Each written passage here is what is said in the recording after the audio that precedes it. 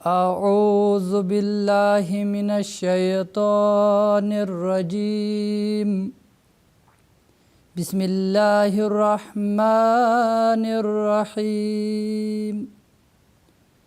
ناظرین کرام، السلام علیکم ورحمۃ اللہ وبرکاتہ۔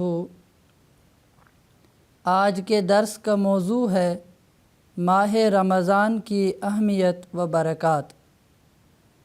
اللہ تعالیٰ قرآن کریم میں فرماتا ہے، شہر رمضان الذی انزل فیہ القرآن ھدی للناس وبینات من الھدی والفرقان فمن شہد منکم الشہر فلیصمہ۔ سورۃ البقرہ آیت 186۔ ترجمہ: رمضان کا مہینہ جس میں قرآن انسانوں کے لیے ایک عظیم ہدایت کے طور پر اتارا گیا، اور ایسے کھلے نشانات کے طور پر جن میں ہدایت کی تفصیل اور حق و باطل میں فرق کر دینے والے امور ہیں۔ پس جو بھی تم میں سے اس مہینے کو دیکھے تو اس کے روزے رکھے۔ ناظرین کرام، رمضان المبارک انسان کے لیے روحانی بہار کا مہینہ ہے، یعنی روحانی کائنات کا موسم بہار ماہ رمضان ہے۔ کتنے ہی خوش قسمت ہیں ہم جن کی زندگیوں میں ایک مرتبہ پھر اس روحانی بہار کی آمد ہوئی۔ ہمارے پیارے آقا حضرت محمد مصطفیٰ صلی اللہ علیہ وسلم نے ایک موقع پر اس ماہ مبارک کی آمد کی خبر یوں دی، فرمایا، سنو سنو، تمہارے پاس رمضان کا مہینہ چلا آتا ہے۔ یہ مہینہ مبارک مہینہ ہے جس کے روزے اللہ تعالیٰ نے تم پر فرض کر دیے ہیں۔ اس میں جنت کے دروازے کھول دیے جاتے ہیں اور دوزخ کے دروازے بند کر دیے جاتے ہیں، اور سرکش شیطانوں کو جکڑ دیا جاتا ہے۔ اور اس میں ایک رات ایسی مبارک ہے جو 1000 راتوں سے بہتر ہے۔ جو اس کی برکات سے محروم رہا تو سمجھو کہ وہ نامراد رہا۔ نسائی کتاب الصوم۔ حضرت ابو ہریرہ رضی اللہ عنہ سے روایت ہے کہ حضور نبی اکرم صلی اللہ علیہ وسلم نے فرمایا، اللہ تعالیٰ فرماتا ہے، بنی آدم کا ہر عمل اسی کے لیے ہے سوائے روزہ کے۔ روزہ صرف میرے لیے ہے اور میں ہی اس کا بدلہ دیتا ہوں۔ اور روزہ ڈھال ہے، اور جس روز تم میں سے کوئی روزہ سے ہو تو نہ فحش کلامی کرے اور نہ جھگڑے، اور اگر روزہ دار کو کوئی گالی دے یا لڑے تو یہ کہہ دے، میں روزہ سے ہوں۔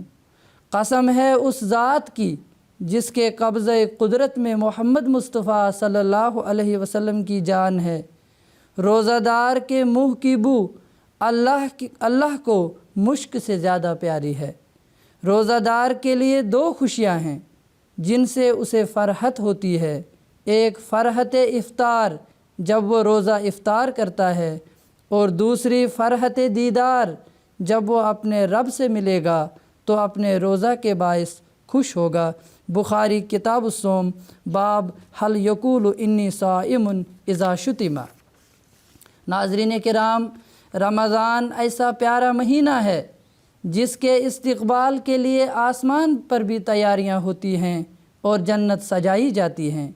چنانچہ حضرت صلی اللہ علیہ وسلم فرماتے ہیں، ماہ رمضان کے استقبال کے لیے یقیناً سارا سال جنت سجائی جاتی ہے، اور جب رمضان آتا ہے تو جنت کہتی ہے کہ یا اللہ، اس مہینے میں اپنے بندوں کو میرے لیے خاص کر دے۔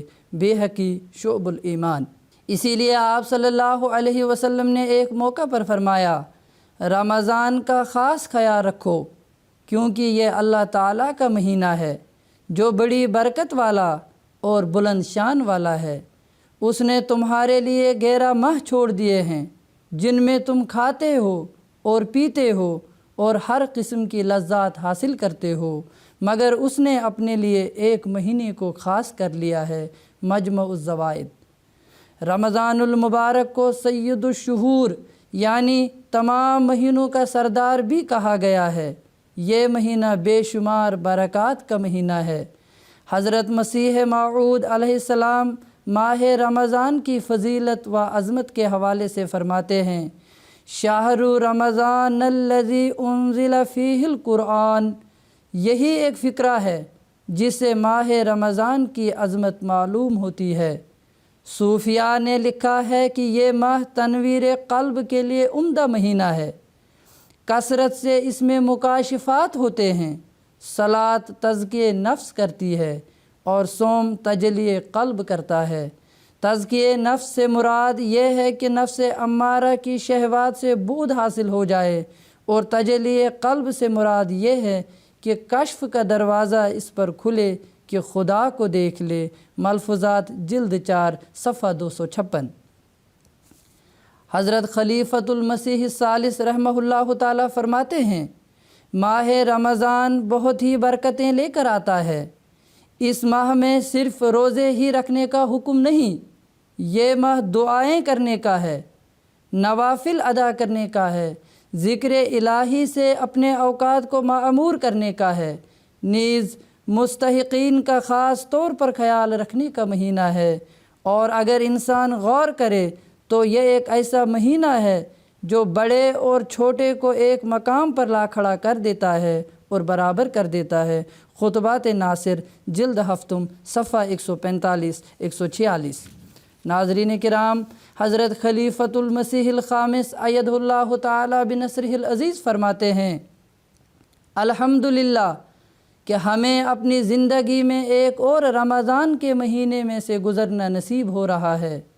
حضرت صلی اللہ علیہ وسلم نے ایک موقع پر فرمایا کہ اگر لوگوں کو رمضان کی فضیلت کا علم ہوتا تو میری امت اس بات کی خواہش کرتی کہ سارا سال ہی رمضان ہو۔ اس پر ایک شخص نے عرض کیا کہ اے اللہ تعالیٰ کے نبی، رمضان کے فضائل کیا ہیں؟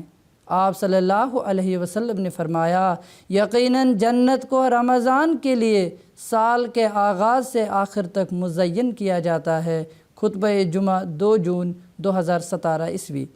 حضور ایدہ اللہ تعالیٰ بنصرہ العزیز مزید فرماتے ہیں، ہمیں اس رمضان میں کوشش کرنی چاہیے کہ ہم اللہ تعالیٰ کے قرب کو پانے کے لیے اس کے حکموں پر چلنے والے ہوں، اپنے ایمانوں کو مضبوط کرتے چلے جانے والے ہوں، دعا کی حکمت اور فلسفی کو سمجھنے والے ہوں، اپنے اعمال کی اصلاح کرنے والے بنیں اور ان لوگوں میں شامل ہوں جن کی دعائیں اللہ تعالیٰ کے حضور مقبول ہوتی ہیں۔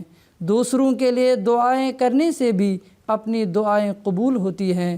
خطبہ جمعہ 16 اپریل 2021 عیسوی۔ اللہ تعالیٰ ہم سب کو ان ارشادات پر عمل کرنے کی توفیق عطا فرمائے اور اس رمضان میں ہم پہلے سے بڑھ کر اللہ تعالیٰ کی عبادت کرنے والے بنیں۔ آمین۔ وآخر دعوانا ان الحمد للہ رب العالمین۔